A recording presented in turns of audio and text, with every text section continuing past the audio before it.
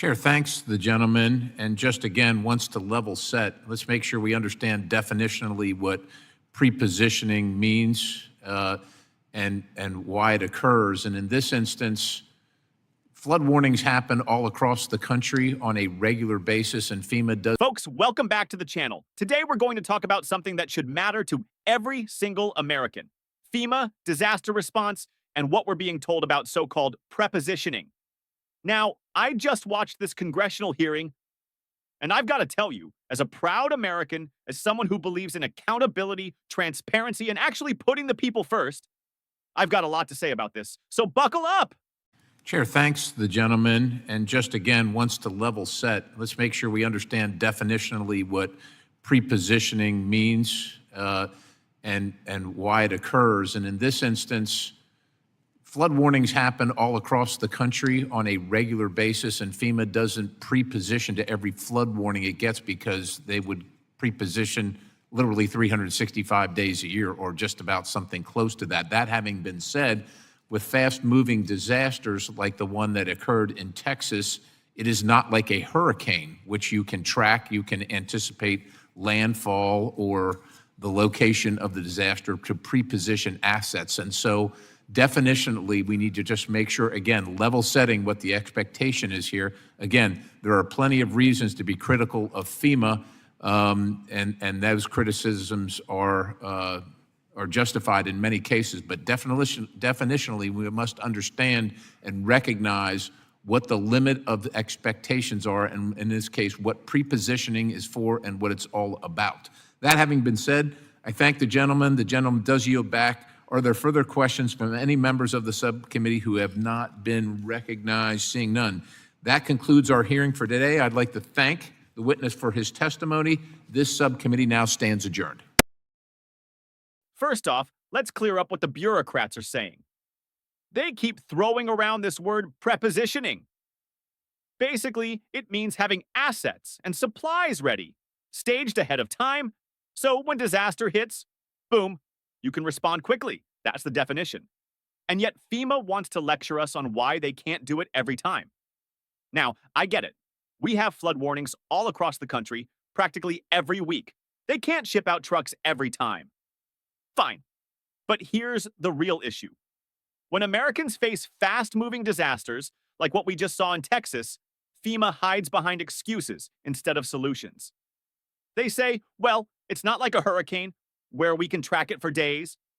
And you know what? That right there shows you the problem with government bureaucracy. They're reactive, not proactive. Here's my take as a conservative patriot. When it comes to defending our nation, when it comes to protecting our communities, we don't just wait around. Our military prepositions assets all around the world, in Europe, in Asia, in the Middle East, to be ready for a crisis. But somehow, FEMA can't figure out how to preposition resources right here at home. That doesn't add up. Let me ask you, where are our priorities? Billions of dollars are being sent overseas. Billions. And yet, when Americans in Texas, Louisiana, Florida, or even in the Midwest face disasters, FEMA shrugs its shoulders and says, well, you can't expect us to be everywhere. Folks, if we can guard borders halfway across the globe, we can sure as heck stage water, generators, and supplies across our own country. Now, I'm not saying FEMA is useless. I'll admit they've stepped up in some hurricanes, some big disasters. But the reality is, time and time again, people on the ground feel abandoned in those critical first hours. That's when prepositioning makes the difference between life and death, between losing everything and at least having a fighting chance. And the bureaucrats up there in D.C. love to tell us what they can't do. You ever notice that? Instead of talking about solutions, they explain limitations. Instead of fighting for innovation, they defend the status quo. That's government for you. Slow, wasteful, and always playing catch-up. This comes down to something bigger. As a right-wing American, I believe in self-reliance, community strength, and limited government. But when the government collects our tax dollars, when it promises to protect us in disasters, we have the right to demand they do their job right. FEMA shouldn't be a cushy federal agency with excuses. It should be lean, effective, and ready to roll at a moment's notice. Think about it. We've got private companies like Amazon that can get you a package anywhere in the country in 2 days flat, sometimes same day. But FEMA, with all its billions in funding, can't figure out how to pre-stage food, water, and medical supplies in strategic locations. That's unacceptable. That's the kind of inefficiency that frustrates hardworking Americans like you and me. So here's the bottom line, folks. Yes, FEMA faces challenges. Yes, disasters are unpredictable. But the American people don't want excuses. We want results. Stop wasting our money on nonsense. Stop prioritizing overseas aid over American families. Let's put America first, protect our people, and demand that agencies like FEMA step up and do their jobs. And let me say this clearly, government will always let us down if we just sit back quietly.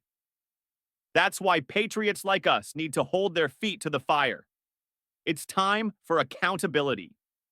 It's time to remind them that their job is to serve the people, not the bureaucracy. All right, folks, I'll wrap it up here.